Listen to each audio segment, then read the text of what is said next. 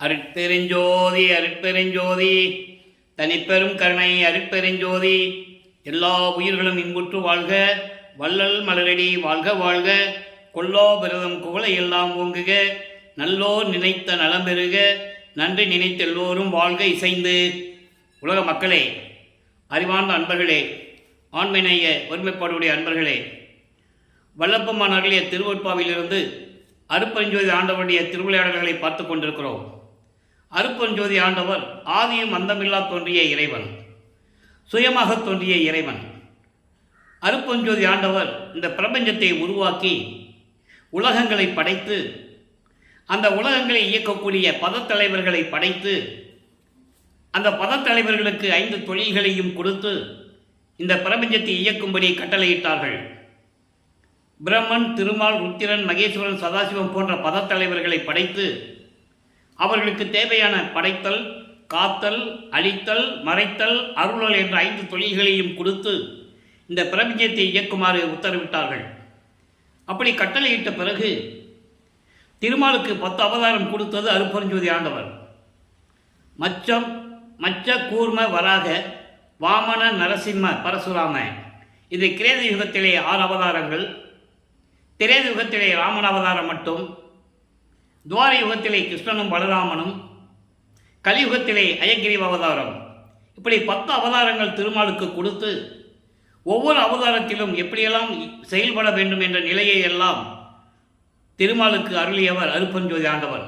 இதை ஏன் கூறுகிறேன் என்றால், இந்த பதத்தலைவர்களும் இந்த 4 யுகங்களிலுமே இருந்து கொண்டு அந்த யுகங்களிலே சமயங்களும் மதங்களும் மார்க்கங்களும் உருவாகின பிறகு அதை உருவாக்கியவர்கள் தங்களுடைய தலைவர்களை கருத்தில் கொண்டு அவர்கள் விளக்கத்துக்கு ஏற்றபடி உருவங்களை அமைத்து, அதற்கேற்றபடி ஆலயங்களை அமைத்து, வழிபாட்டு முறைகளை அமைத்து மக்களை வழிபட செய்து விட்டார்கள். ஒவ்வொரு யுகத்திற்கும் ஆயுள் காலம் உண்டு. கிரேத யுகத்திற்கு 17,28,000 வருடங்கள், திரேத யுகத்திற்கு 12,96,000 வருடங்கள், துவார யுகத்திற்கு 8,64,000 வருடங்கள், கலியுகத்திற்கு 5,000 வருடங்கள். கலியுகத்திற்கு 5,000 வருடங்கள் என்ற உண்மையை, பிரபஞ்சத்தின் உண்மையை கூறியது நமது இறைவன் வள்ளற்பெருமான் அவர்கள்தான். சித்தாந்தமும் வேதாந்தமும் கூறுகின்றன, கலியுகத்திற்கு பிரம்மனுடைய ஆயுள் காலத்தை எண்ணி அதை குறிப்பிட்டு 4,32,000 வருடங்கள் என்று கணக்கிட்டு சொல்லப்பட்டன. அப்படி அல்ல, கலியுகத்திற்கு 5,000 வருடங்கள் தான் என்ற நிலையை உலக மக்களுக்கு தெரியப்படுத்தியது நம்மளையெல்லாம் படைத்து காத்து கொண்டிருக்கின்ற அருட்பெருஞ்சோதி ஆண்டவரின் மகனாகிய பிள்ளைப்பெருமான் அவர்கள். அப்போ இந்த சமயங்களும் மதங்களும் மார்க்கங்களும் முடிவடைந்த காலகட்டங்களில், யுகங்களும் முடிவடைந்த நிலையில், சதுர்யுகத்தில், இப்போ நம்ம சதுர்யுகத்தில் இருந்துகிட்டு இருக்கோம். இதை ஒளியுகம் என்று கூறுவார் வள்ளற்பெருமான். ஒளி யுகம்.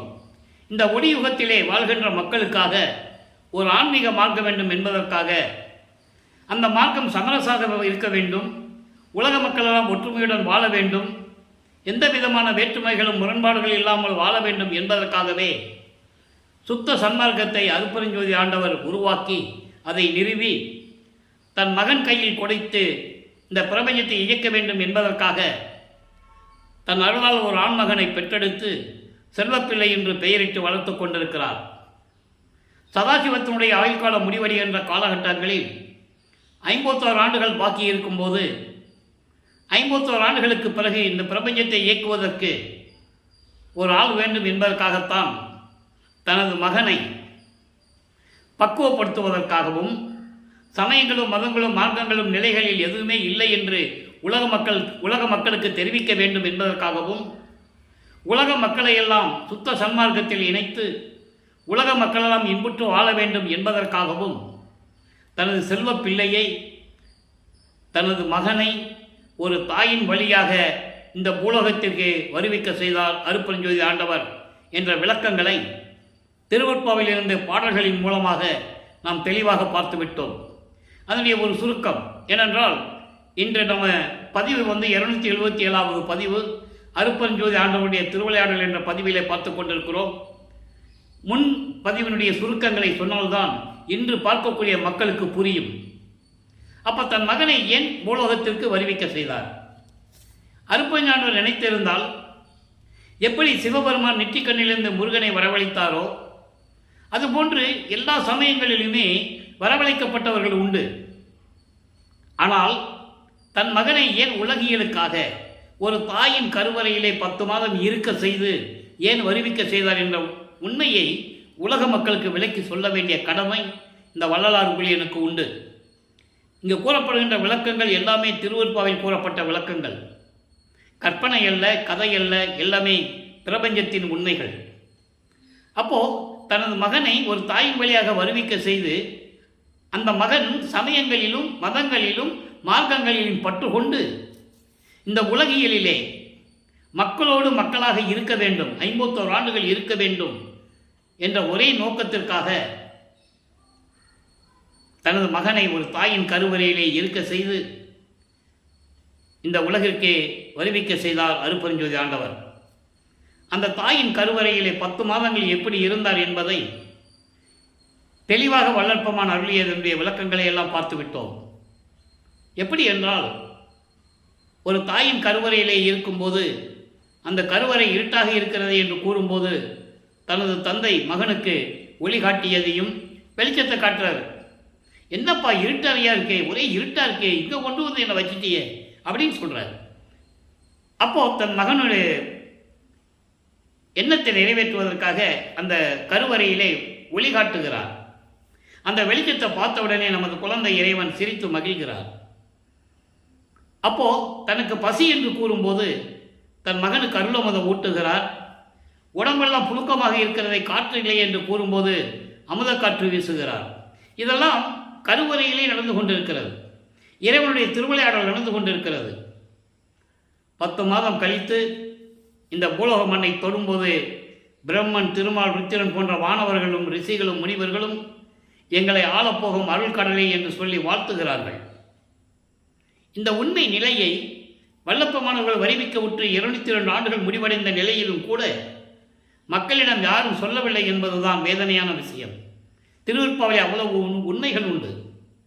புராணங்களிலும் காவியங்களிலும் சொல்லப்பட்ட கதைகளையெல்லாம் கூறி மக்களிடம் தெளிவுபடுத்தினார்கள். ஆனால் திருவருட்பாவை பற்றி மக்களிடம் விளக்கமாக சொல்ல யாரும் விரும்பவில்லை. காரணம், எல்லாருமே சமயங்களிலும் மதங்களிலும் மார்க்கங்களிலும் இருந்து கொண்டிருந்தவர்கள். அந்த நிலையில் இருக்கும்போது வருவிக்க உற்ற 5வது மாதத்தில் சிதம்பரத்திலே ஒரு திருவிழா நடக்கும்போது நமது குழந்தை இறைவனை தூக்கி கொண்டு செல்லுகிறார்கள். உலகில் ஒரு கோயிலில் திருவிழா நடந்ததுன்னா கிராமத்திலேருந்து எல்லாம் போவாங்க. அந்த காலத்தில் மாட்டு வண்டி கட்டிட்டு போவாங்க, நடந்து போவாங்க. அப்படி சிதம்பரத்துக்கு போகும்போது அங்கே தன் மகனுக்கு அருட்பெருஞ்சோதி ஆண்டவர் எந்த விதமான உருவம் இல்லாமல் அவருடைய சுய ரூபமான வெளியாக காட்டுகிறார், வெட்ட வெளியாக காட்டுகிறார். அதை பாடல்களிலே கூறியிருந்த விளக்கத்தை எல்லாம் பார்த்தோம். தில்லை ஜலத்தடையை திரை தூக்க தரிசித்த போது அங்கே சிதம்பரத்தில் திரையை விளக்கும் போது எல்லாருமே நடராஜனை கும்பிடுறாங்க. நடராஜன் சைவ சமயத்தினுடைய ஒரு தலைவன். அவர்களெல்லாம் அருட்பெருஞ்சோதியுடைய அருளுக்கு கோடான கோடி பங்கு கீழ்நிலையில் இருக்கின்றவர்கள். தெளிவாக உரண்டை பகுதியில் நமக்கு அருளி இருக்கிறார்கள். அந்த நிலையில் இருக்கும்போது இவருக்கு மட்டும், தன் மகனுக்கு மட்டும் தில்லை ஜலத்திடையே திரை தூக்க தரிசித்த போது வெய்வகை மேல் காட்டாதே எந்தனக்கே வெளியாய் காட்டிய மெய் உறவா மெய்ப்பொருளே என்று கூறுவார். வெய்வகை மேல் காட்டாதே என்பது பட்டாடை அணியாமல், அணிகலன்களை ஆபரணங்களை அணியாமல், எந்த விதமான நகைகளையும் அணியாமல், உருவத்தோடு இல்லாமல், அதான் வெய்வகை மேல் காட்டாதே. இதெல்லாம் இல்லாமல் வெளியாக காட்டிய மெய் உறவாம், உண்மையான தந்தையை என்ற உறவாக இருக்கின்ற மெய்ப்பொருளே, அருட்பெருஞ்சோதி ஆண்டவரே என்று கூறுவார். அதோடு தன் மகனுக்கு மறைப்பு நிலை ஏற்படுகிறது. அவர் மறைப்பு நிலையை கொடுத்துறார்.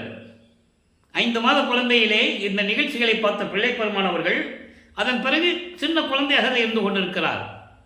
அவருக்கு உலகியலிலே பேர் வைக்க வேண்டும் என்பதற்காக வள்ளலார் என்பது திரு அருட்பிரகாச வள்ளலார் என்று மக்களால் அழைக்கப்பட்டவர். உலகியலிலே ராமையா பிள்ளையும் சின்னையம்மையார் அவர்களும் வல்லப்பெருமான வருவிக்கு ஊற்ற இடம் சிதம்பரம் அருகிலே மருதூர் என்ற ஒரு கிராமம்.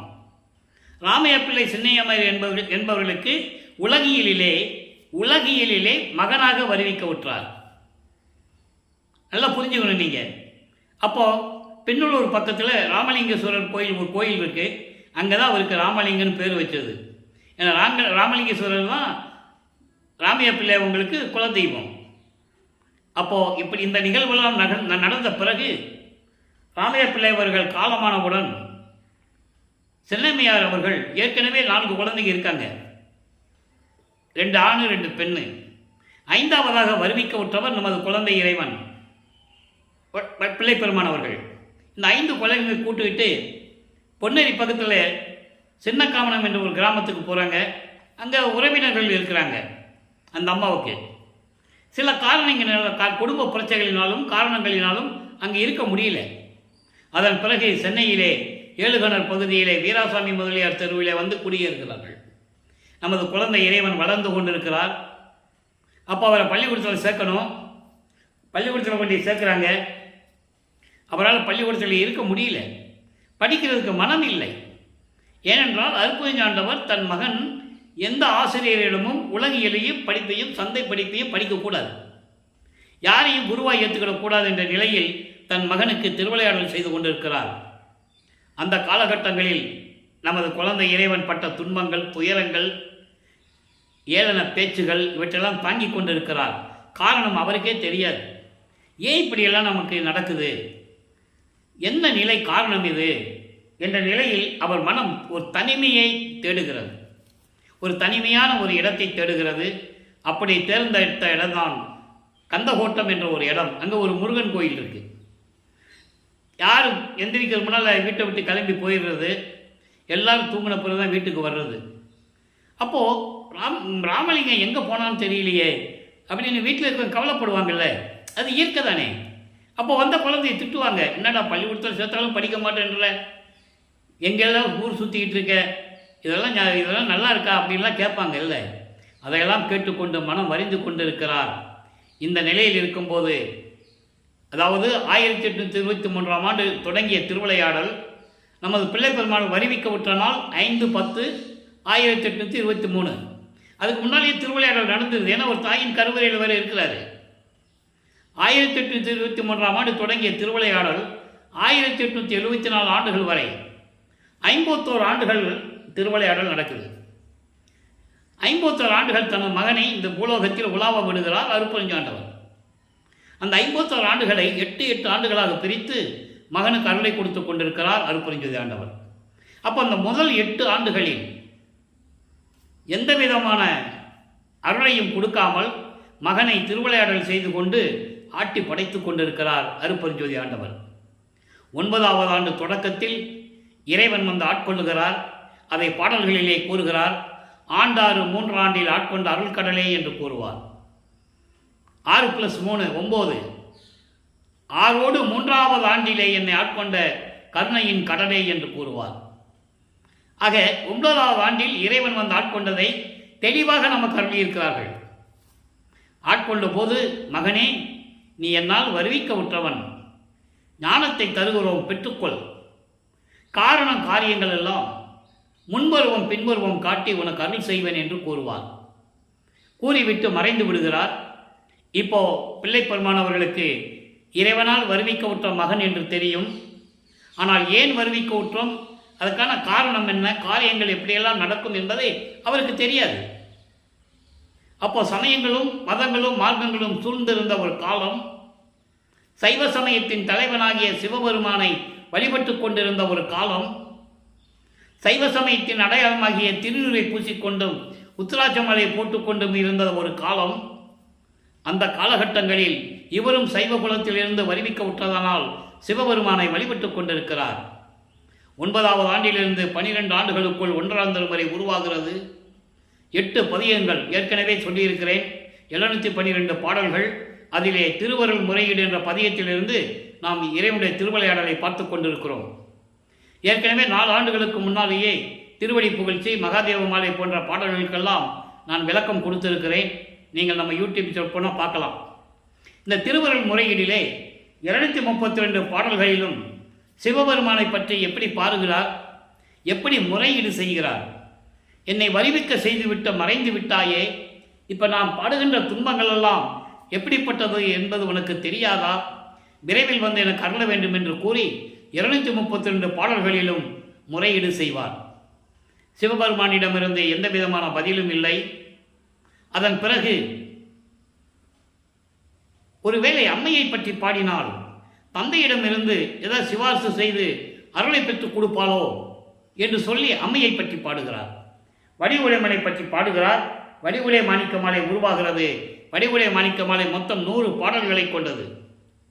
ஒவ்வொரு பாடலிலும் எப்படியெல்லாம் அவர் மனம் வருந்தி அம்மனை பற்றி பாடுகிறார் என்பதையும், அதே நேரத்தில் நான் சிவபெருமானால் உணர்ந்து கணவனால் வருவிக்க உற்றவன் இன்னும் எனக்கு வந்து எந்த விதமான அருளையும் கொடுக்கவில்லை, நீயாவது அருளக்கூடாதா என்ற நிலையை கூறுவதையும் நாம் ஒவ்வொரு பாடலின் மூலமாக பார்த்து கொண்டிருக்கிறோம். இன்று 53வது பாடல். இதுவரை 52 பாடலுடைய விளக்கங்களை பார்த்திருக்கிறோம். இன்று 53வது பாடல்.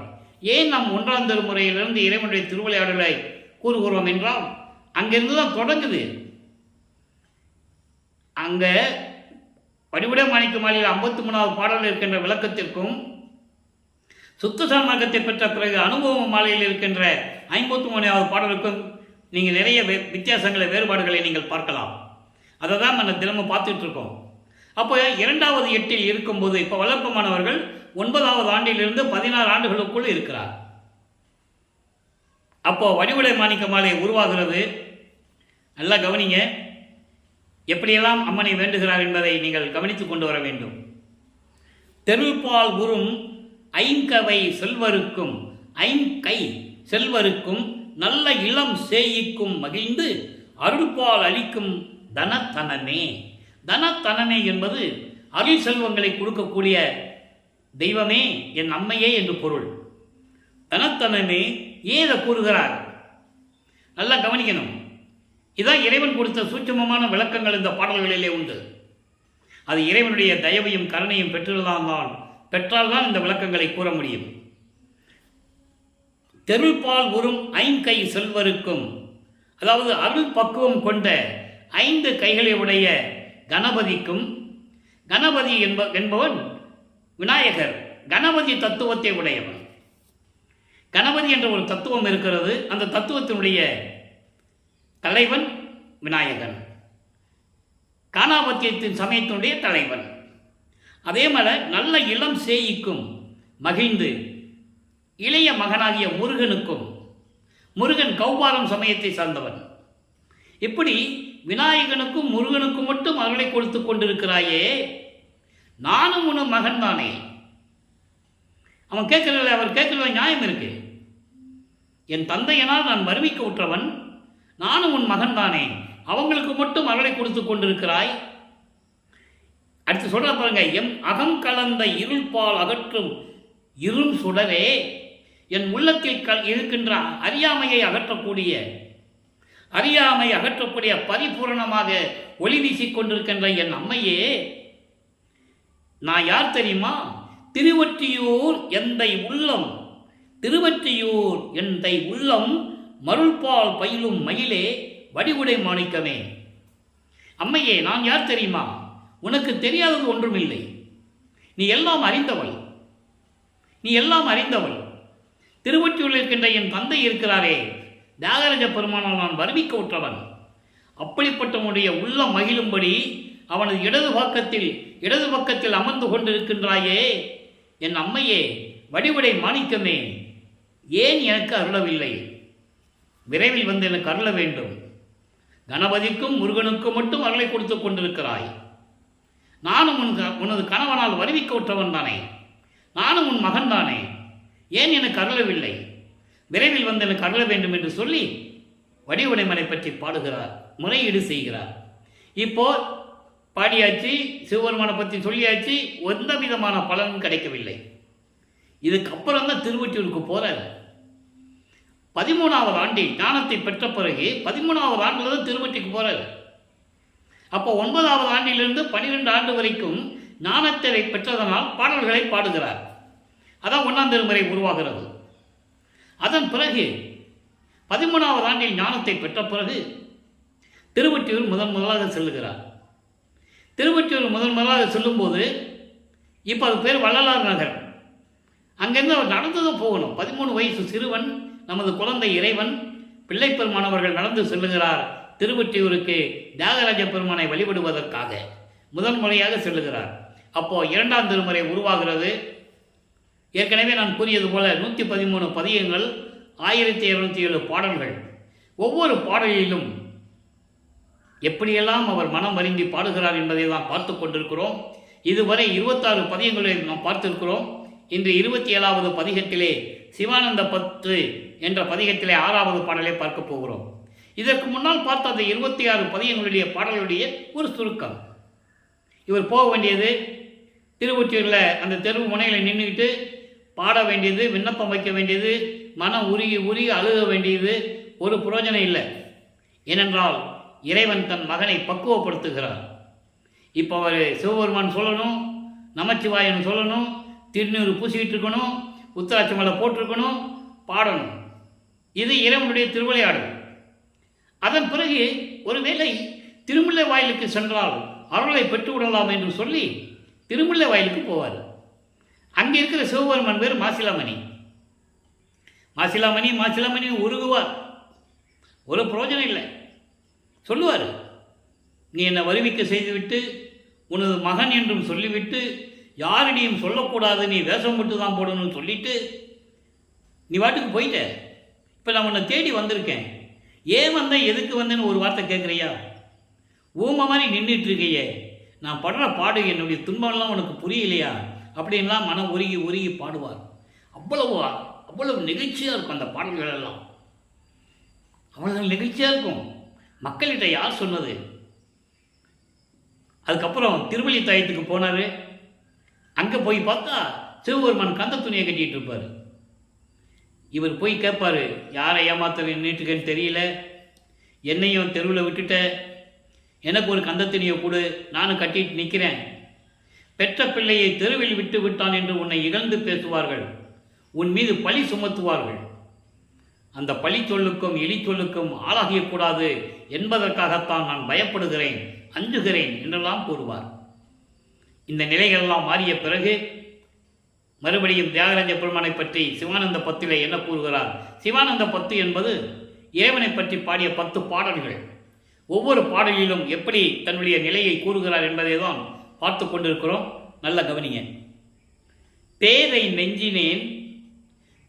நெஞ்சினேன் செய்யும் பிழையெல்லாம் பேசினால் பெரும் பிணக்கினுக்கு இளமாம். அதாவது அறியாமையில் இருந்து கொண்டிருக்கின்ற நான், என் மனம் அப்படி இருக்கிறது, என் மனம் அறியாமையில் இருக்கிறது, ஒன்றுமே தெரியல எனக்கு. நீ பூலோகத்துக்கு போடா மகனை சொல்லி அனுப்பி வச்சுட்டேன், நானும் வந்துட்டேன், உன் பேச்சை நம்பி வந்துட்டேன். இப்படிப்பட்ட மனமுடையவன், பேதை மனமுடையவன் செய்யும் பிழைகளை எல்லாம் பேசினால், நான் சொன்னால் உனக்கு எனக்கு சண்டை வந்துடும். சொல்கிறேன், பிணக்கு வருவதற்கு இடமா, உனக்கு எனக்கு முரண்பாடு வந்துடும், சண்டை வந்துடும், கருத்து வேறுபாடு வந்துடும். வேண்டாம் தந்தையே. அதை சொல்லுவார், புதிய நின்னை என்று போக்குதுரோ நீர் பூர்வித்தினும் உனது பூங்கல்லலுக்கு அன்பு பூண்டவன். புதுசாக இருக்கிற நினைச்சு என்ன பார்க்குறியா? ஒவ்வொரு யுகத்திலையும் நான் இருந்தவன், உன்னுடைய திருவடிகளுக்கு அடிமணி செய்து கொண்டிருந்தவன். தொன்று தொட்டு அழகாக சொல்லுவார், பிரபஞ்சம் தோன்றிய காலத்தில் நான் உன் கூட இருந்தவன் தானே. ஏன்னா நான் எனினும் யான் அம்மை என்னின் அடியேன் என அறிந்தேன், இதயம் மலர்ந்தேன். மறைப்பு நிலை இருக்கிறவரே எனக்கு தெரியல, என்னைய மறைப்பை நீ நீக்கிய பிறகு நான் யாருன்னு தெரிஞ்சுக்கிட்டேன். ஒவ்வொரு யுகத்திலையும் உங்களோட இருந்திருக்கேன்னு சொல்கிறேன். அப்படிப்பட்ட வள்ளல் பெருமானை உலக மக்களுக்கு எடுத்து கூறியது யாருமே இல்லை. 202 ஆண்டுகள் முடிந்து விட்டது. நினைச்சு பாருங்களேன், இப்படியெல்லாம் ஒரு திருவிளையாடல் நடந்தது கலியுகத்திலே. கலியுகம் 1900 ஆண்டு தான் முடியுது. வல்லபெருமான வரிவிக்கு விட்டது கலியுகத்தில் தான். அதான் சொல்லுவார், அகத்தை கருத்து புறத்தை வெளுத்திருந்த உலக அனைவரையும் சகத்தை திருத்தி என்பது அறியாமையில் இருக்கின்ற மக்களுக்கு சொல்லி எல்லாரையும் சுத்த சன்மார்க்கத்தை அடைவித்திட சுத்த சன்மார்க்கத்தில் சேர்க்க இகத்தை அவரும் பரத்தையெல்லாம் பெற்று எல்லா நன்மைகளையும் அவங்களுக்கு பெற்று மகிழ்வதற்கென்றே, அதாவது மகிழ்வோடு வாழ்வதற்கென்றே என்னை உகத்தே இறைவன் வருவிக்க விட்டேன். தெளிவாக சொல்கிறேன். உகத்தே என்பது கலியுகம். இந்த கலியுகத்தில் என்னை இறைவன் வருவிக்க செய்தான். நான் இறைவனாகவே வருவிக்க விட்டேன். அருளை பெற்றனே என்று கூறுவார். இந்த அருளை பெற்றேன் என்ற வார்த்தைக்கு நான் ஏற்கனவே விளக்கம் கொடுத்திருக்கிறேன். ஏன்னா உலகியலுக்காக ஒரு தாயின் வழியிலிருந்து வந்ததனால் அவரை எல்லாம் மனித பிறவி என்று சொல்லிக் கொண்டிருக்கிறார்கள். அருளை பெற்றேன் ஏனென்று சொன்னால் நான் இறைவனால் வருவிக்க உற்றவன் என்ற நிலையை உலக மக்களுக்கு தெரியப்படுத்த வேண்டும். ஆக தெளிவாக சொல்றாரு, வருவிக்க விட்டவன் சொல்றாரு. அதான் சொல்றாரு, உனக்கு எனக்கு பிணக்கு வந்துடும், சண்டை வந்துடும், முரண்பாடு வந்துடும், அப்புறம் மாறுபட்ட கருத்துக்கெல்லாம் உனக்கு எனக்கு வந்துடும். அது வேண்டாம். உலக மக்கள்லாம் பார்த்து சிரிச்சிருவாங்க, அப்பனும் பிள்ளையும் சண்டை போட்டுக்கிட்டு இருக்கான்னு. ஏன்னா வளர்ப்பமனுக்கு 16 ஆண்டுகள் நடந்துகிட்டு இருக்கு. அப்போ சொல்லும்போது அடுத்து சொல்றாரு, தாரை நீ அவை என்னலை. தாரை என்பது தந்தை. தந்தை நீ அதெல்லாம் நினைக்காத. நான் உங்ககிட்ட சண்டை போடுவேன், உங்ககிட்ட முரண்பாடாக பேசுவேன்னு நீ நினைக்காத என் தந்தையே. நான் யார்? உனது மகன் அல்லவா? எப்படி அருமையாக பாடல்கள் எல்லாம் இயற்றியிருக்கிறார்கள். ஏன்? உலக மக்களுக்கு தெரிய வேண்டும் என்பதற்காக. பிற்காலத்தில் திருவொற்பாவை பற்றி தெரிந்து இந்த விளக்கங்களால் மக்கள் புரிந்து கொள்ள வேண்டும் என்பதற்காக. அப்போ சொல்றாரு, தாரை நீ அவை என்னலை. நீ அதை என்ன வேண்டாம், அதெல்லாம் நீ நினைக்காத. நான் உங்ககிட்ட போய் முரண்பாடாக நடந்துக்குவேனா? உங்ககிட்ட நான் சண்டை போடுவேனா? நான் உன் மகன் அல்லவா? எலியேன் தனக்கு நின் திருத்தன் அழி புரிவாய். இந்த ஏழை மகனுக்கு உன்னுடைய பெரும் கருணை, அதாவது திருத்தன் அழி என்பது கருணை, திருத்தன் அழி என்பது பெரும் கருணை. உன்னுடைய பெரும் கருணையை எனக்கு கொடுத்து நீ அருளக்கூடாதா? கோதை நீக்கிய முனிவர்கள் காண. கோதை நீக்கிய முனிவர்கள் என சமயங்களிலும் மதங்களிலும் மார்க்கங்களிலும் கூறப்பட்ட அந்த முனிவர்கள் 4 யுகங்களிலே இருந்தவர்கள்.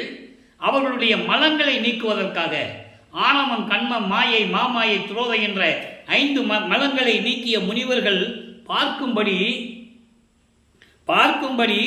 கூத்து கந்தருள் குண பெருங்குன்றே, அருள் நடனம் செய்து கொண்டிருக்கின்ற குணப்பெருங்குன்றே. இறைவனுக்கு 8 குணம் உண்டு என்று சொல்லுகிறார். தன்மையத்தனாதல், தூய உடம்பினாதல், இயற்கை உணர்வினாதல், முற்றிலும் உணர்தல், இயற்கையாகவே பாசங்களை நீக்குதல். இந்த 4ம் வல்லப்பமானவர்களுக்கு 32 ஆண்டுகளுக்குள்ள நடக்குது.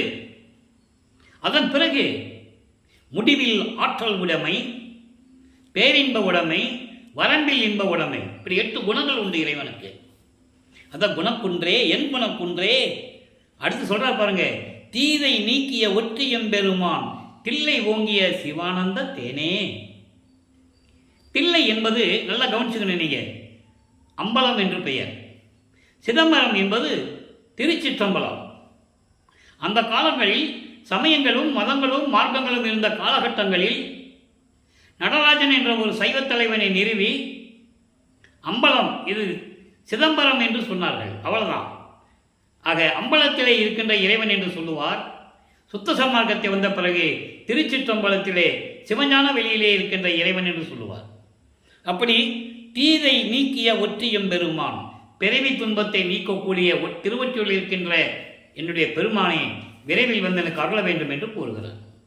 ஆக வல்லப்பமானவர்கள் 16 ஆண்டுகள் வரைக்கும் 2வது 8 முடிகிற வரைக்கும் எந்த விதமான அருளையும் இறைவனிலிருந்து பெறவில்லை. இப்போ 3வது 8 அடியெடுத்து வைக்கிறார். 3ஆம் திருமுறை உருவாகிறது. நான் ஏற்கனவே கூறியது போல 19 பதியங்கள் 235 பாடலுடைய விளக்கங்களை பார்த்து விட்டோம். அதனுடைய சுருக்கம். இப்போ காட்சிகள் மாறுகிறது. இப்போ இறைவன் காட்சி கொடுக்கிறார். காலங்கள் உருண்டு ஓடிவிட்டது. இப்போ வல்லப்பமானவர்கள் 3வது 8 இருந்து கொண்டிருக்கிறார். 17வது ஆண்டிலிருந்து 24 ஆண்டுகள் வரைக்கும் என்ன, அந்த 8 ஆண்டில் என்ன நடந்தது? இப்போ என்ன பண்ணுவார்? அங்கே போவார், தேவராஜ பெருமானை பார்க்கறதுக்கு அப்படி நின்றுட்டு இருப்பார். இப்போ அவர் காட்சி கொடுப்பார். உடனே இவர் ரொம்ப சந்தோஷப்படுவார். இறைவன் காட்சி கொடுத்தாரு, எப்படியாவது நம்மளை வந்து அருளை கொடுத்துருவான்னு சொல்லி நினச்சிட்டு இருக்கும்போது மறைஞ்சிடுவார். அப்புறம் பவனி வருவார். ஒரு தெருவில் போய் நிற்பார். பவனி வரும்போது இவர் பார்க்கும்போது அங்கே தேரில் நின்றுட்டு காட்சி கொடுப்பார் அவர். இது மக்களுக்கு தெரியாது.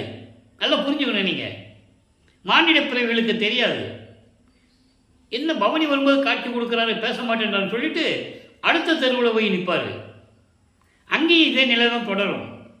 இப்படியெல்லாம் இருந்து வென்றவர் மனதினுடைய ஏக்கத்தை, அவருடைய பரிதவிப்பை, ஒருவேளை நாரையும் கிளிகளையும் தூது அனுப்பி பார்த்தால் ஏதாவது பலன் கிடைக்குமா என்று சொல்லி நாரையும் கிளியும் நாட்டொரும் தூது என்ற பதிகத்தில் இருக்கின்ற பாடலிய விளக்கங்களையெல்லாம் பார்த்து விட்டோம். நீங்கள் படிங்க, அவ்வளோ அருமையாக இருக்கும், அற்புதமாக இருக்கும்.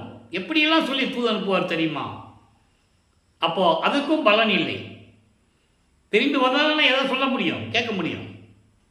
அப்போ அந்த நிலையில் இருக்கும்போது கடைசி பதிகமான 19வது பதிகத்தில் பிறகு குறைச்சி பின்னிட்டு போய் குறி கேட்க போவார், ஜோசியம் கேட்க போவார். ஒரு ஆளுகிட்ட போய் பொறி நூல் உத்தமரே, நான் சொல்லுவதையெல்லாம் கேட்டு எனக்கு நல்லா கணிச்சு ஜோசியம் சொல்லு, நான் இறைவனே நம்பி இருக்கிறேன், வருவாரா வரமாட்டாரா, அருளை கொடுப்பாரா கொடுக்க மாட்டாரா, நல்லா கணிச்சு சொல்லு அப்படின்லாம் கேட்பாங்க. ஏன்னா உலகில் இந்த மாதிரி ஒரு கஷ்டமான நிலையில் இருக்கும்போது சரி, பிள்ளைகளுக்கு திருமணமாகணும் சரி, ஏதாவது ஜோசியம் பார்க்க போவாங்கல்ல, அந்த நிலையில் அவர் இருந்து கொண்டிருக்கிறார். கடைசி பதிகமான 19வது பதிகத்தில் இவரை பார்த்தவுடனே சிவபெருமான் எப்படி திரும்பி பார்க்காமல் தெருவழியாக ஓடுகிறார் என்பதையும், அவர் ஓடுறதை இவர் பின்னால் ஓடியும் ஓட்டத்தை பிடிக்க முடியவில்லை என்று சொல்லுவதையும் பாடல்களுடைய விளக்கங்களை எல்லாம் பார்த்து விட்டோம். அப்போ அங்கே இருக்கிறவங்க கேட்பாங்கல்ல, என்ன ராமலிங்கம், நாங்கள் தினமும் பார்க்குறோம், நீ என்னமா வர, காலையில் வந்து இங்கே உட்காந்துக்கிட்டு இருக்க, அப்புறம் திடீர்னு தெருவழியாக ஓடுற, எதுக்காக ஓடுற அப்படின்னு கேட்பாங்க. இது பாடல்களுடைய விளக்கங்கள் உண்டு. ஒவ்வொரு பதிகத்திலும் 10 பாடல்கள் இருக்கு. அப்போ இவர் பதில் சொல்லுவார். அவங்க கேட்பாங்க, ஏன் ஓடுன்னு கேட்கும்போது இவர் சொல்லுவார்ல, சிவபெருமான் ஓடிக்கிட்டு இருந்தாரு, நான் பிடிக்க போனேன், பிடிக்க முடியலன்னு சொல்லுவார். அப்போ அவங்க நம்பணும் இல்லை, நம்ப மாட்டாங்க. இந்த நிலை கடைசி வரைக்கும் வளர்ப்பமான யாரும் நம்பலை, அதான் விஷயம். அப்போ இந்த நிலையில் இருக்கும்போது சிவபெருமானை பிடிக்க போகிறேன், பிடிக்க முடியலன்னு சொல்லும்போது ஏளனமா பேசுவாங்கல்ல, என்ன ராமலிங்கம் சொல்கிற, கலியுகத்தில் வந்து சிவபெருமான திருவழியாக ஓடுறாரா, யார்கிட்ட கதை விடுற, சரி உன் பேச்சுக்கே வச்சுக்குவோம். இப்போ சிவபெருமானை போய் ஓடி நீ பிடிச்சி என்ன பண்ண போகிற, அவனே சோறு இல்லாமல் தெருவா பிச்சை எடுத்துகிட்டு இருக்காப்புல, படுக்க இடம் இல்லாமல் சுடுகாட்டில் படுத்துருக்கிறாப்புல, மண்டை ஓடுகளெல்லாம் கழுத்தில் மாட்டிகிட்டு இருக்காப்புல, நீ போய் அவனை கட்டி பிடிச்சி என்ன பண்ணுவ, மண்டை ஓடு தான் உன் நெஞ்சில் இடிக்கும் அப்படின்லாம் கிண்டல் பண்ணுவாங்க. அதுக்கும் பதில் சொல்வார். அதுக்கு ஒரு பதிகம் 10 பாடல்கள். நீங்கள் என்ன சொன்னாலும் சரி, நான் இறைவன் மீது கொண்ட காதலை கனவில் கூட என்னால் மறக்க முடியாது, அந்த அளவுக்குலாம் நான் விட்டு கொடுக்க முடியாது, என்றாவது ஒரு நாள் நான் இறைவனுடைய அருளை பெற்று விடுவேன் என்று கூறுவார். இதெல்லாம் முடிந்த பிறகு 4வது எட்டில் அடியெடுத்து வைக்கிறார். 25வது ஆண்டிலிருந்து 32 ஆண்டுகளுக்குள் என்ன நடந்தது என்பதை 4ஆம் திருமுறையிலே இருந்து எல்லா பாடலுடைய விளக்கங்களையும் பார்த்து விட்டோம். 8 பதிகங்கள், 197 பாடல்கள். அன்பு மாலை, அருட்பிரகாச மாலை, பிரசாத மாலை, ஆனந்த மாலை, பத்தி மாலை, சௌந்தரிய மாலை, அபராத மன்னிப்பு மாலை, அதிசய மாலை என்ற 8 பதிகங்களில் இருக்கிற பாடலிய விளக்கங்களை எல்லாம் பார்த்து விட்டோம். இப்போ இதுக்கு முன்னால் ஒரு திருவிளையாடல் நடக்குது. அவருக்கு கல்யாணம் பண்ணணும்னு சொல்லும்போது அக்கா மகளை கல்யாணம் பண்ணணும்னு சொல்கிறாங்க. முதல்ல அவர் முடியாதுன்னு தான் சொல்கிறாரு. அதன் பிறகு ஒரு சாமியார்கிட்ட கூப்பிட்டு போவாங்க. அது அருப்புரிஞ்சது ஆண்டவர்ன்றதை நம்ம விளக்கங்கள்லாம் பார்த்துட்டோம். ஏன்னா அப்பா சொல்லணுமே இவருக்கு. இப்போது வல்லப்பம்மன் அவர்களுக்கு சுத்த சன்மார்க்கம் இருக்கிறது தெரியும், அதை வாங்க போகணும், சாகா கல்வியை கற்க போகணும். அப்போது இந்த சமயங்களையும் மதங்களையும் மார்க்கங்களையும் சொல்லப்பட்ட நெறிகளை விட்டணும். நமச்சிவாய சிவாய நம்ம சொல்கிறத விடணும், திருநீர் பூசுறதை விடணும், உத்திராட்ச மாலை போட்டுறதை விடணும். அதை தான் பிரசாத மாலையில் நம்ம பார்த்தோம். இப்போ எல்லாத்தையும் விட்டாச்சு, வெள்ளாடை போட்டாச்சு, முக்காடு போட்டாச்சு. அப்போது திருமணமும் அந்த தனக்கொடி அம்மையாருக்கு தாலி கட்டி அந்த அம்மாவுக்கு மோட்ச வெட்டியும் காட்டியாச்சு, விமோசனத்தை கொடுத்தாச்சு. அந்த திருமணத்தில் பிரம்மன் திருமால் ருத்திரெல்லாம் வந்து மணமக்களை வாழ்த்தியதுன்னு சொல்லியாச்சு. அந்த நேரத்திலே தந்தையும் தாயும் வரவில்லை, அருப்பஞ்சாண்டவரும் சிவகாமியும் வரவில்லை என்று அவர் மனம் எப்படியெல்லாம் துன்பப்பட்டது என்பதை பாடல்களில் இருந்தே பார்த்துவிட்டோம். அன்று முதல் இரவிலே மணமக்களை தன் மகனை வாழ்த்துவதற்காக 2 குதிரை மாட்டின தேரில் வந்து எப்படி வாழ்த்தினார் என்பதையும் பார்த்துவிட்டோம்.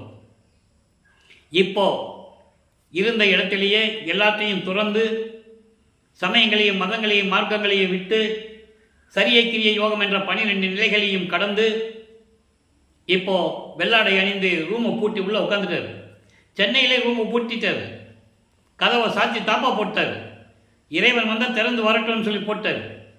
இப்போ 32 ஆண்டுகள் முடிய போகுது. அந்த கடைசி கட்டத்தில் எப்படி இறைவன் விண்ணுலகத்திலிருந்து பூலோகத்திற்கு வந்து தெருவழியாக கால் வலிக்க நடந்து வந்து எப்படியெல்லாம் அருளை கொடுத்தார் என்பதை 100 பாடல்களிலிருந்து பார்த்து விட்டோம். எப்படி திருநீருமே உனக்கு வேண்டாம் மகனே எப்படி சொன்னார், உத்திராட்ச மாலையெல்லாம் இனிமேல் தேவையில்லை, இந்த சடங்கு சம்பிரதாயங்கள்லாம் தேவையில்லை, இனிமேல் இந்த மதங்களும் சமயங்களும் மார்க்கங்களும் உனக்கு தேவையில்லை அப்படின்னு சொல்லி எப்படியெல்லாம் அருளை கொடுத்தார் என்பதை ஒவ்வொரு பாடலில் இருந்தும் அந்த விளக்கத்தை நாம் விரிவாக பார்த்து விட்டோம். இப்போ கதவை பூட்டிட்டாரா, இறைவன் வருகிறார். அப்போ தன் தந்தை தெருவழியாக நடந்து வந்ததை பாடல்களிலே கூறுகிறார். கால் வலிக்க நடந்து வந்து தெருக்கதவை திறந்து வாமகனை என்று என்னை அழைத்து ஒரு கால் உள்ளே வச்சு ஒரு கால் வெளியே வச்சு, அது ஏன் வச்சாருன்ற விளக்கத்தையும் நான் சொல்லிட்டேன். உள்ளே போனான்னா பூட்டிடுவார். இன்னும் 19 வருஷம் பாக்கி இருக்கு. அதனால தான் அவர் ஒரு காலை உள்ளே வச்சு ஒரு காலை வெளியே வச்சு தான் கூப்பிடுவார் மகனை. தெரியும், மகனுக்கு தெரியும், இறைவனுக்கும் தெரியும். இவர் நினச்சிட்டு இருப்பார் உள்ளே வந்தால் பூட்டிடலான்னு. பாடல் இருக்குது, அந்த விளக்கத்தை எல்லாம் பார்த்து விட்டோம். ஆக எல்லா அருளையும் கொடுத்த பிறகு மகனை சுத்த சன்மார்க்க பெறுவதற்காக நீ வா என்று சொல்லி அவர் மறைந்து விடுகிறார். இவர் சுத்த சன்மார்க்கத்தை பெறுவதற்காக 33ஆவது ஆண்டில் முதன் முறையாக அண்டங்களை கடந்து பரவெளி, பரம்பரவெளி, பராபரவெளி, பெருவெளி, பெரும் சுகவெளி, இந்த வெளிகளை எல்லாம் கடந்து சென்று கொண்டிருக்கிறார், பறந்து கொண்டு இருக்கிறார் அண்டங்களை கடந்து. ஆனால் இங்கே இருக்கிறவங்க என்ன சொன்னாங்க, தினமும் நான் சொல்கிறது என்ன சொல்லி தான் ஆகணும். திருவிளையாடல் சொல்லும்போது ஒவ்வொரு நிகழ்ச்சியும் தினமும் சொல்லி தான் ஆகணும். வல்லப்பெருமானே ராமலிங்கம் எங்கே போனார்ப்பான்னு யாராவது கேட்டால், அட போங்கப்பா, கல்யாணம் பண்ணி மனைவியை தெருவில் விட்டுட்டு வீட்டில் விட்டுட்டு அவராட்டு போயிட்டாரு, என்னன்னு கேட்காம போயிட்டாரு, எங்கே போனாருன்னு தெரியல, வர்றதுக்கு 6 மாதமாகுதோ 1 வருஷமாகுதோ, வந்தால் கணக்கில் ஏற்றுக்கலாம், இல்லை அவ்வளோதான், ராமலிங்கம் எங்கே போனாருன்னு தெரியாது அப்படின்லாம் சொல்கிறதே செவிவெளி வந்த செய்திகளெல்லாம் உண்டு. ஆனால் வல்லப்பெருமான் என்ன கூறுகிறார், நான் பறந்து சென்று கொண்டிருக்கிறேன் என்று கூறுகிறார். அதுக்கான பாடல்களை எல்லாம் நம்ம பார்த்து விட்டோம். தத்துவங்களை தனித்தனியாக கடந்தேன், தத்துவாதீத மேல்நிலையில் சித்தியல் முழுதும் தெரிந்தேன். எல்லாம் தெரிஞ்சுக்கிட்டார் அவர். அவை மேல் சிவநிலையை தெரிந்திட சென்றேன். ஏன்னா இங்கே ஏம சித்தி வாங்கிட்டாரு, தத்துவ சித்திகளை வாங்கிட்டாரு, தத்துவ வெற்றிகளையும் வாங்கிட்டாரு, அந்தங்களையும் கடக்கிற சக்தியையும் வாங்கிட்டாரு. இனி என்ன வாங்கணும், சாகா கல்வியை கற்றுக்கணும், சுத்த சன்மார்க்கத்தை வாங்கணும். அதுக்கப்புறம் சித்தி வளாகத்தில் வந்து அருப்பெருஞ்சோதியை வாங்கணும், திருவருள் செங்கோலாட்சியை வாங்கணும். அப்பா அருப்பெருஞ்சோதி ஆண்டவர் வந்து மகனோட கலந்துக்கணும். இவர் போகலை, அவர் வந்து கலந்து இறைவன் ஆகணும். இது வந்து மேட்டுக்குப்பத்தில் நடக்கிறது, அது நம்ம பின்னால் பார்க்க போகிறோம். இப்போ 5வது எட்டிலே இந்த நிலை நடந்து கொண்டிருக்கிறது. சுத்த சன்மார்க்கம் வாங்குவதற்காக அண்டங்களை விட்டு பறந்து சென்று கொண்டிருக்கிறார். அங்கே சுத்த சமஞான வெளியிலே மகனை வரவேற்க அருப்பெருஞ்சோதி ஆண்டவர் காத்து கொண்டிருக்கிறார். அங்கே தேவர்களும் முனிவர்களும் ரிஷிகளும் பிரம்மனும் திருமாலும் சத்தியஞான சபை அங்கே இருக்குது. சத்தியஞான சபை அதனுடைய வடிவத்தை இங்கே வல்லப்பெருமான் இங்கே கட்டினது மக்களுக்காக, உலக மக்களுக்காக. இந்த பிரபஞ்சத்திலேயே இறைவனால் ஏற்படப்பட்ட ஒரே இடம் வடலூரில் இருக்கின்ற சத்தியஞான சபை என்பதை நான் பதிவு செய்ய கடமைப்பட்டிருக்கிறேன். அப்போ இந்த நிலையிலே மகனை வரவேற்கிறார். மகனை இந்த ஆடைகளை எல்லாம் களைந்துவிட்டு புனித நீராடி புத்தாடை அணிந்து மங்கள கோலத்துடன் வருவாயாக, 2.5 நாளிகையில் உனக்கு மணிமகுடம் சூட்ட வேண்டும் என்று சொல்ல தந்தையின் கட்டளையை ஏற்று அவ்வாறே நடக்கிறது. சிங்காசனத்திலே அமர வைத்து தன் மகனுக்கு மணிமுடி சூட்டி பிரகடனப்படுத்துகிறார். பிரபஞ்சத்திற்கு முரசு கொட்டுகிறது, நாத ஒலி கேட்கிறது. பிரம்மனும் திருமாலும் தேவர்கள் எல்லாம் வெளியே நின்று பார்த்துட்டு இருக்காங்க. சத்தியஞானிகளை போக முடியாது. கொலையும் புலையும் தவிர்த்தவர்கள் தான் சத்தியஞானிகளை போக முடியும். அதனால தான் இங்கே சொன்னார், இங்கே சத்தியஞான சரி நிறுவி கொலையும் புலையும் தவிர்த்தவர்கள் தான் இங்கே வரணும்னு சொன்னார். நல்லா புரிஞ்சுக்கணும் நீங்கள். அப்போ இந்த நிலையில் இறைவனிடமிருந்து சாகா கல்வியை கற்றுக்கொண்டு சுத்த சன்மார்க்கத்தை பெற்றுக்கொண்டு அப்பா சொல்கிறார் மகன்கிட்ட, மகனே இனிமேல் சுத்த சன்மார்க்கம் உன்னுடைய மார்க்கம், அதனால தான் வல்லப்பமன் சொல்வார், என் மார்க்கம் என்று கூறுவார். எல்லாம் பெற்றுக்கொண்டு பூலோகத்திற்கு திரும்புகிறார். நம்மளையெல்லாம் படைத்து காத்து கொண்டிருக்கிற வல்லப்பெருமான் அவர்கள். இப்போ வல்லப்பெருமான் அவர்கள் 6வது எட்டில் இருந்து கொண்டிருக்கிறார். 6 × 48, 41வது ஆண்டிலிருந்து 48 ஆண்டுகளுக்குள், இந்த 8 ஆண்டுகளுக்குள் என்ன நடந்தது? ஜீவகாருண்ய ஒழுக்கம் உருவானது, தர்மசாலை உருவானது, உத்தரஞான சிதம்பரம் மாலை உருவானது, நடராஜபதி மாலையும் சர்பரி மாலையும் உருவானது. அந்த விளக்கங்களை எல்லாம் நாம் பார்த்து விட்டோம். இப்போ கருங்குழியிலிருந்து வரணும், அவர் இருந்த இடத்திற்கு ஒரு பேர் வரணுங்கிறதுக்காக தண்ணீரால் விளக்கரித்த இடம் என்ற ஒரு பெயரை ஏற்படுத்திவிட்டு, அந்த அம்மா செம்பில் தண்ணி வைக்கும்போது தெரியும் அவருக்கு, அது என்ன இல்லை தண்ணின்னு தான் தெரியும். இறைவன் அப்போ எல்லாருலையும் பெற்றவர் அவர். அவர் இருக்கிற இடத்துல எதுக்கு? அவர் உடம்பே ஒளி உடம்பு. நல்லா புரிஞ்சுக்கணும் நீங்கள். ஏன்னா உலக மக்களுக்கு தெரியாது, அதான் விஷயம். அந்த நிலையில் இருக்கும்போது பார்வதிபுரம் மக்களிடமிருந்து ஏற்கனவே பேசியபடி அந்த இடத்தை பெற்றுக்கொண்டு 23/5/1867 ஆண்டு தர்மசாலையை நிறுவி அணைய அடுப்பை மூட்டி அன்றே உணவை சமைத்து பசியோடு வருகின்றவர்களுக்கு பசியை போக்கிக் கொண்டிருக்கிறார் நமது இறைவன் வல்லப்பெருமான் அவர்கள். அந்த காலகட்டங்களில் 1869 ஆண்டு நீதிமன்றத்திலே ஆறுமுகனாவலார் தொடுத்தப்பட்ட வழக்கில் ஆஜராகிறார். வழக்கினுடைய சாராம்சம், அவர் எப்படி வழக்கு கொடுத்துருக்காருன்னா, முத்துசாமி ஐயர் தான் அவருக்கு வக்கீல். வல்லப்பெருமானுக்கு வக்கீல் கிடையாது, நல்லா புரிஞ்சுக்கணும் நீங்கள். நீதிபதி பிரிட்டிஷ்காரர். அப்போ அந்த வழக்கு எப்படிப்பட்ட வழக்குன்னா, ராமலிங்க பிள்ளை என்பவர் வடலூரிலே இருந்து கொண்டு எந்த விதமான இலக்கணமும் இலக்கியமும் படிக்காமல், புலவர் பட்டம் பெறாமல் பாடல்களை இயக்கிக் கொண்டு திருவொற்பா என்று பெயரிட்டு திருமுறைகள் என்று வழங்கி கொண்டிருக்கிறார். திருமுறைகள் என்பது தேவாரம், திருவாசகம் போன்ற பாடல்கள் தான் திருமுறைகள். திருவொற்பா மறுப்பா என்று நீங்கள் அறிவிக்க வேண்டும் என்று சொல்லி வழக்கு. வாதியிடம் விசாரணை முடிந்துவிட்டது. பிரதிவாதி கூப்பிடுங்கள் என்று நீதிபதி சொல்லும்பொழுது அங்கேதான் அவர் இல்லையே. எல்லாரும் மகிழ்வோடு இருக்கிறாங்க, மகிழ்ச்சியாக இருக்கிறாங்க. அவர் வரல, தீர்ப்பு நம்ம பக்கம்தான் வரும்னு சொல்லி திடீரென்று அங்கே நீதிமன்ற ஊழியர் 3 தடவை பேர் வச்சு கூப்பிடுவாங்க. இன்றைக்கும் உண்டு அந்த பழக்கம். ராமலிங்க பிள்ளைன்னு கூப்பிடும்போது திடீரென்று எழுந்து அருள்கிறார். நீதிபதி பார்க்குறாரு, காட்சி கொடுக்குறாரு. இவர் நல்லா புரிஞ்சுக்கணும் நீங்கள். காட்சி கொடுத்த உடனே நீதிபதி எந்திரிச்சு நிற்கிறாரு. இந்த நிகழ்வுகளை எல்லாம் எத்தனையோ ஒரு புஸ்தகம் எழுதியிருக்காங்க. நல்லா புரிஞ்சுக்கணும் நீங்கள். எல்லாம் புஸ்தகம் எழுதியிருக்காங்க. விசாரணை நடந்தது, வழக்கு நடந்தது, எல்லாம் எழுதியிருக்காங்க. இவர் காட்சி கொடுத்தாருன்னு ஏன் சொல்லலை? காட்சி கொடுக்க போய் தான் நீதிபதி எந்திரிச்சு நிற்கிறாரு. அவர் எந்திரிச்சு நின்னவங்க எல்லாம் எந்திரிச்சு நிற்கிறாங்க. விசாரணை இல்லாமல் தள்ளுபடி ஆகவில்லை.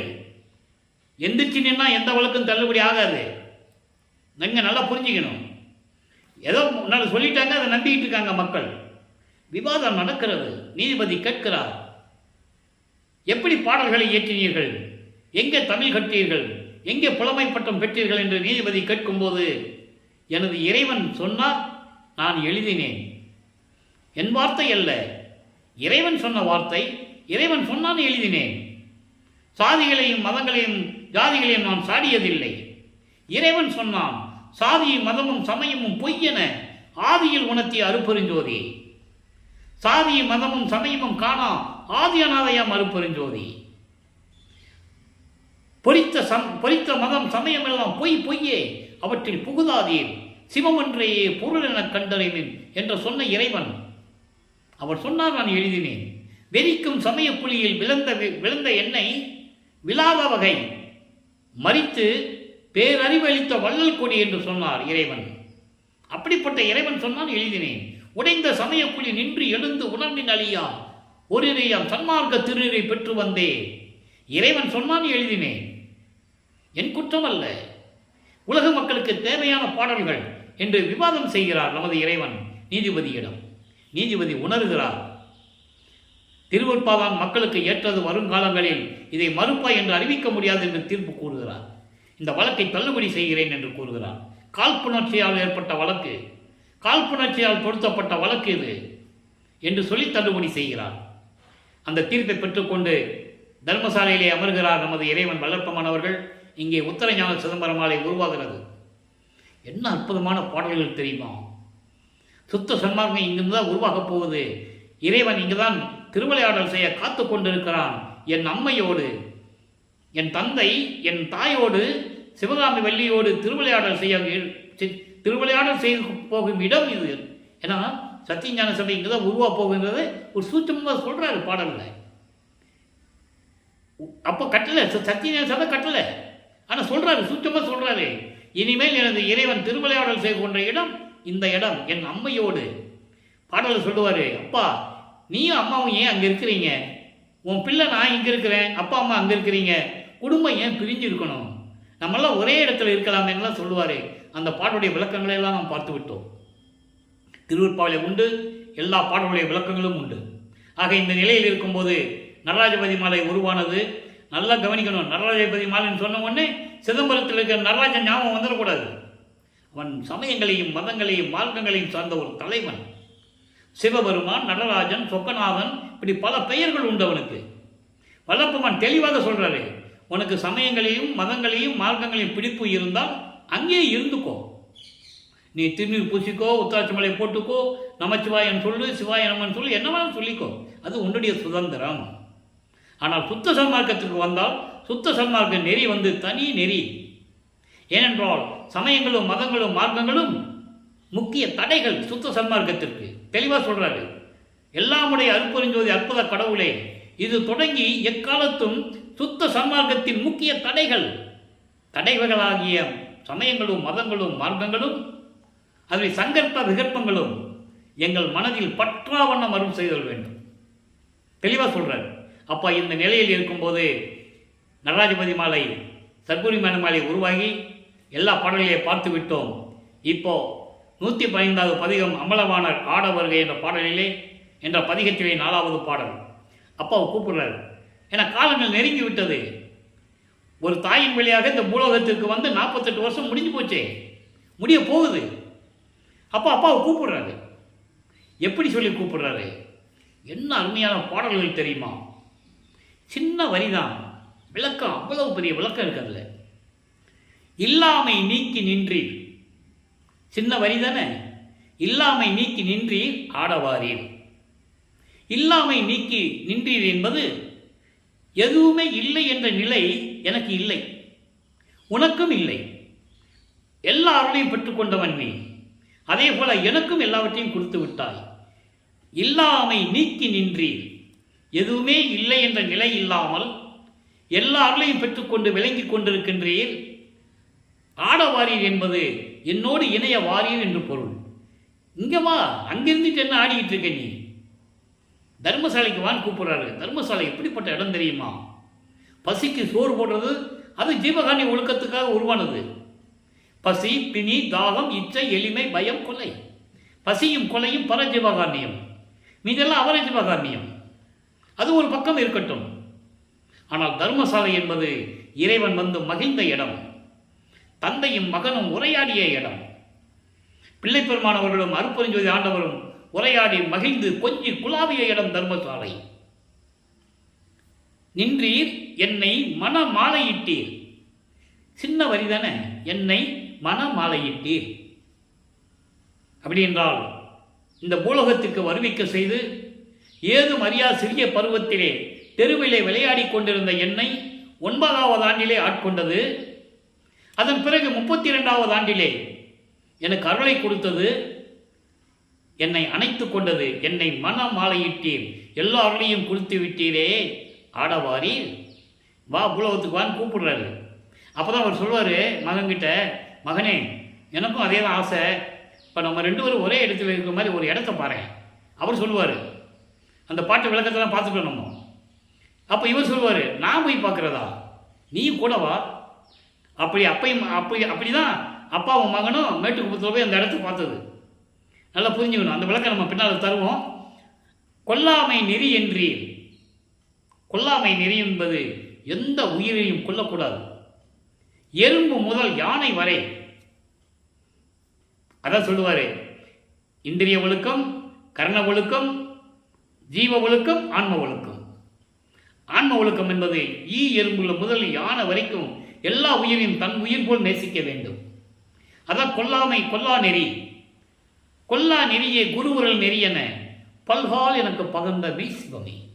அங்கே பாருங்க, மெய் சிவமேன்னு சொல்றாரு பாருங்க. சிவம் வேறு, சிவன் வேறு. அதுலேயும் மெய் சிவம் வேறு சொல்றாரு அருட்பெருஞ்சோதி ஆண்டவரே. கொல்லா நெறியே குருவருள் நெறியென பல்கால் எனக்கு பகர்ந்த மெய் சிவமே சொல்லிட்டாரா? அதான் கொல்லா நெறி என்றீர், குற்றமெல்லாம் குணம் கொண்டீர், என்னை வருவிக்க செய்து 32 ஆண்டுகள் வரைக்கும் சமயங்களிலும் மதங்களிலும் மார்க்கங்களிலும் இருக்க செய்து அந்த தவறுகளையெல்லாம் நீக்கி அதையெல்லாம் குணமாக கொண்டீரே.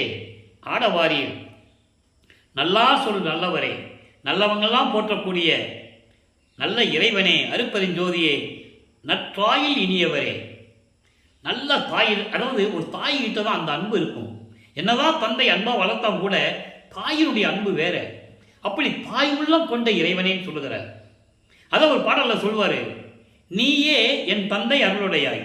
தந்தைன்னு சொல்லிட்டார்ல, அதுக்கப்புறம் சொல்வாரு, என்னை நேர்ந்து பெற்ற தாயே, என்னை விரும்பி பெற்றெடுத்த என் தாயே, தாயும் தந்தையுமான இறைவனே என்று கூறுவார். எல்லாம் செய் வல்லவரே, என்னுடைய நாயகரே, ஆடவாரீர். முடிச்சிட்டாரா? வர சொல்லிட்டாரா? இப்போ அவர் வருவார். அதான் அனுபவ மாலை. இப்போ ஆடவாரீர் ஆடவாரீர்னு கூப்பிட்டார்ல, இப்போ அவர் வருவார். அவர் வரப்போறதை சொல்றார். அனுபவ மாலையிலே தம் பெற்ற அனுபவங்களை மாலையாக தொடுத்து, அதாவது பாடல்களாக தொடுத்து 100 பாடல்களை கொடுத்திருக்கிறார். அதில் 53வது பாடலை பார்க்க போறோம். வடிவுடமன் பாதிக்கல அங்கே சிவபெருமானை பற்றி சொல்லும்போது, வடிவுடமன் பற்றி பார்க்கும்போது எப்படி இருந்தது பார்த்தோம். இப்போ அனுபவ மாலையில் என்ன சொல்றார் பாருங்க. துடியேறும் இடை உனக்கு வந்த இருமாப்பு என் சொல் என்றாய். அதாவது தன்னை மனைவியாகவும் இறைவனை கணவனாகவும் உள்ளத்தை தோழியாகவும் வர்ணனை செய்து இந்த பாடல்களை உலக மக்களுக்கு சொல்றார். அவர் பெற்ற அனுபவங்களை சொல்லணும். அப்போ கணவன் மனைவின்னு ஒரு காதலன் இருந்தால் ஒரு பெண்ணு ஆண் இருக்கணும். அந்த இன்பத்தை சொல்லும்போது எப்படி இருக்குன்றதை இந்த பாடலில் நம்ம தெரிஞ்சுக்கலாம். என்ன சொல்றதா, தோழி என்ன சொல்றாலாம், அதுக்கு சொல்ற தோழிகிட்ட சொல்றாரு. அதாவது துடியேறும் இடை உனக்கு, துடியேறும் இடை கூட எனக்கு அதாவது படர்வதற்கு ஒரு தாவர கொடி எப்படி படருமோ அதுபோல கொடி போன்று மெல்லிய இடை உள்ள, மெல்லிய இடுப்பு உள்ள, இடை உள்ள அழகான பெண்ணே, உனக்கு ஏன் இந்த அனுபவம், ஏன் இந்த ஆணவம், ஏன் இந்த செருக்கு, இருமாப்பு, ஏன் உனக்கு இருமாப்பு என்று நீ என்னை கேட்கிறாய் தோழி? இருக்கதானே செய்யும். யாரும் பெறாத அருளை பெற்றவருக்கு மூவரும் தேவரும் முத்தரும் சித்தரும் யாவரும் பெற்றிடாயல் எனக்கு அளித்தனை. யாருமே பிரபஞ்சத்தில் இந்த அருளை வாங்கியதில்லை. கோடான கோடி முனிவர்கள், ரிஷிகள் எல்லாம் தோன்றினார்கள். வல்லப்பமன் மாதிரி யாரும் அருளை பெற்றதில்லை. நல்லா புரிஞ்சுக்கணும் நீங்க.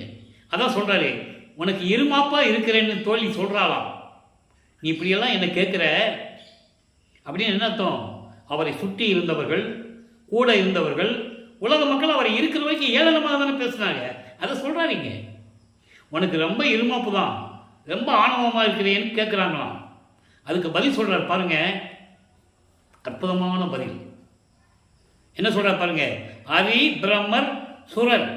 அரி என்றால் திருமால், பிரம்மன், பிரம்மன் சுரர் என்றால் தேவர்கள், முனிவர் முதல்வோர், பிரம்மன், திருமால், ருத்திரன், மகேஸ்வரன் போன்ற சதாசிவ போன்ற பதத்தலைவர்கள், இந்திரன், நாகாதிபன், நாகக்கூட்டத்தை சேர்ந்தவர்கள், சித்தர்கள், முனிவர்கள், ரிஷிகள் எல்லாருமே தேவக்கூட்டத்தை சேர்ந்த 18 கூட்டம் இருக்கான் தேவர்கள் இல்லை. எல்லாரும் சேர்ந்து பொடியேறு வடிவுடையார் என் கணவர் சபையின் பொற்படி கீழ் நிற்பது பெற்ற பரிசு நினைந்து. என்ன அற்புதமான வரி. நான் ஏற்கனவே சொல்லியிருக்கேன்ல, சபைக்கு போகும்போது, சத்தியஞான சபைக்கு போகும்போது தேவர்களும் முனிவர்களும் ரிஷிகளும் பிரம்மனும் திருமாலும் அந்த படிக்கு கீழே தான் நிற்கிறாங்க. ஏற்கனவே நான் சொல்லியிருக்கேன் விளக்கம். அது இந்த பாடலில் சொல்றாரு. படிக்கு கீழே தான் நிற்கணும், அதுவே தாங்கள் பெற்ற பெரு பரிசம் அப்படின்னு நினைச்சிட்டு இருக்காங்களாம். இது போதுப்பா, நமக்கு இதாவது கிடைச்சதே, இந்த புண்ணியமாவது கிடைச்சதே, கீழே இருந்துட்டாவது மேலே என்ன நடக்குது பார்த்துக்கிட்டு இருக்கிறோமே அப்படின்னு நினச்சிக்கிட்டு இருக்காங்க. யாரு? பிரம்மன் திருமர் போன்ற தேவர்கள் எல்லாம் பொன் துகள்களால் ஆகப்பட்ட அந்த வடிவுள், அதாவது தேகம் அப்படி மின்னுதான்.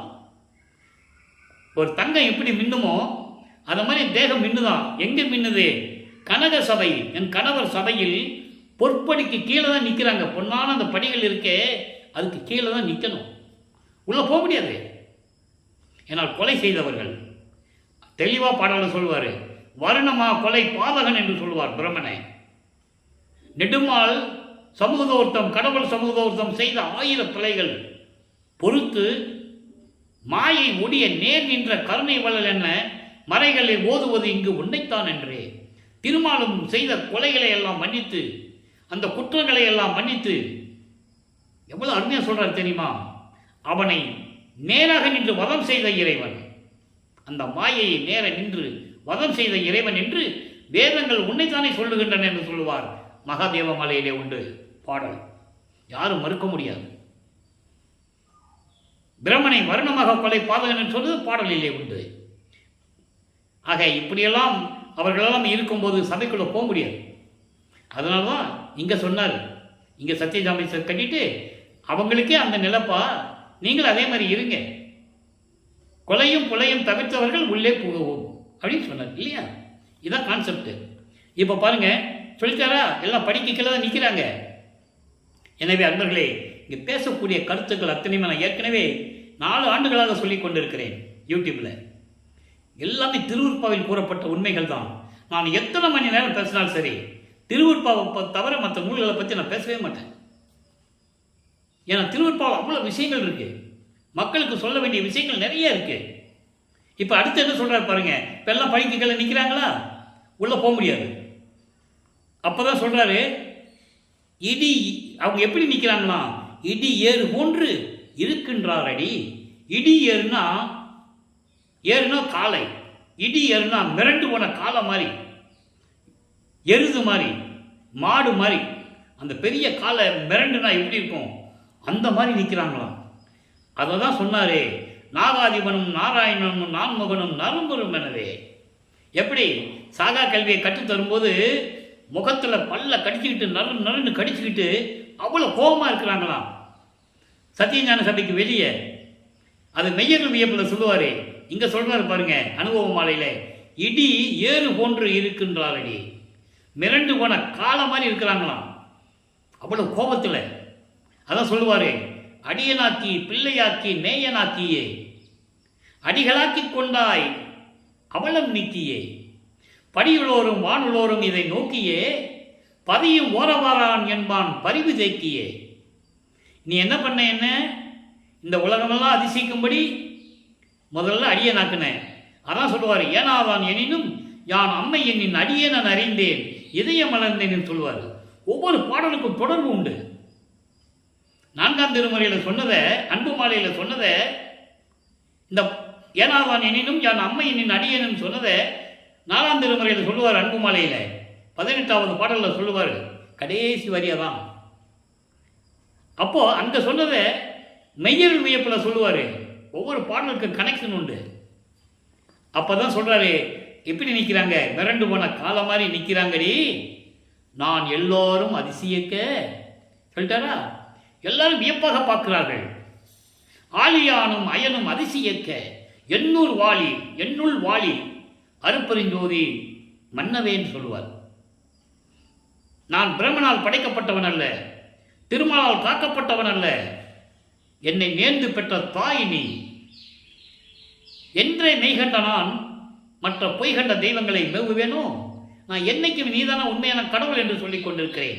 இவங்கெல்லாம் பொய்யானவர்கள், நான் எப்படி அவங்க கிட்ட போவேன்? தெளிவாக சொல்லுவார். செத்து செத்து பிறக்கும் இந்த தேவர்கள் என் முன் வழியிலர் என்று சொல்லுவார். பாடல் உண்டு. ஏன் சொன்னாரு? உலகத்திற்கு பிரபஞ்சத்தின் உண்மையை சொல்லணும். அவங்கெல்லாம் அந்த நிலையில் இருக்கிறாங்கன்னு சொல்லணும். சொல்றார் பாருங்க, எல்லாரும் அதிசயிக்க ஈண்டு சபையில் படியேறி தலைவர், இவர் தான் படியேறி போறாரு. நான் ஏற்கனவே அந்த விளக்கம் சொல்லிட்டு இருக்கேன். அது இங்கே ப்ரூஃப் ஆகுது, நிரூபணமாகுது.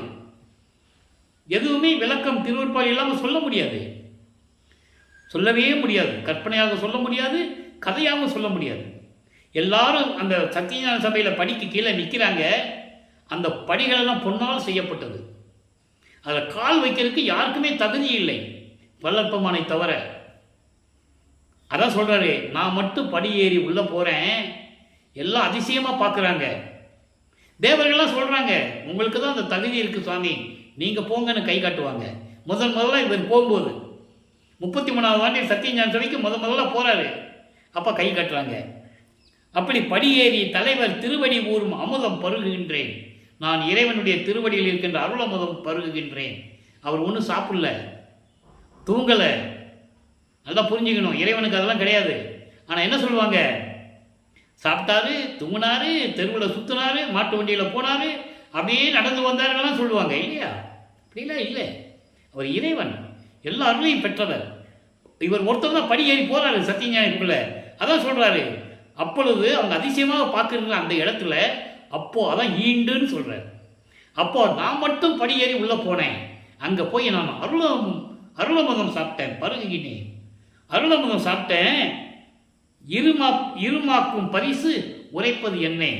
அப்படிப்பட்ட எண்ணெய் நீ எப்படி இருமாப்பு இருக்குன்னு சொல்லுவீங்க? நீங்கள் எனக்கு எப்படி ஆணவம் இருக்குன்னு நீங்கள் சொல்லுவீங்க? எதற்காக சொல்கிறீங்க? அழகாக கேட்குறாரு. இருமாக்கும் பரிசு உரைப்பது எண்ணெய். முதல்ல கேட்குறாள் அவ, உனக்கு ரொம்ப ஆணவம் தான் சொல்கிறாங்கல்ல, மக்கள்லாம் சேர்ந்து சொல்லியிருக்காங்க அவரை. அதான் கேட்குறாரு, இப்படியெல்லாம் இருக்கின்ற நாம் யாரும் சத்தியஞான சபைக்குள்ள போக முடியாது. நான் மட்டும் போய் என் தந்தையினுடைய அருளமுதத்தை நான் உண்டேன், பருகினேன். அப்படி இருக்கும்போது எனக்கு எப்படி இருமாப்புன்னு நீ சொல்லுவ? எப்படி சொல்லுவீங்க? எந்த விதத்தில் நியாயம் இது என்று சொல்லுகிறார். இப்படியெல்லாம் தன்னுடைய அனுபவங்களை இந்த பாடல் மூலியமாக கூறியிருக்கிறார். இன்றோடு இந்த திருவிளையாடல் பதிவு முடிகிறது. நாளையும் திருவிளையாடல் தொடரும். நீங்கள் கண்டு மகிழ்ந்து இறைவனடியை பெற்றுக்கொள்ள வேண்டும். நீங்கள்லாம் சுத்த சன்மார்க்கத்தில் இணைந்து அருப்பெருஞ்சோதி அருப்பெருஞ்சோதி என்று மகாமந்திரத்தை கூறி இறைவனுடைய அருளெல்லாம் பெற்றுக்கொண்டு நோயற்ற வாழ்வில் நீங்கள் நீடூழி வாழ வேண்டும். இறைவனுடைய தயவாலையும் கருணையாலையும் வாழ்த்து விடைபெறுகிறேன். இந்த வள்ளலார் ஊழியன்.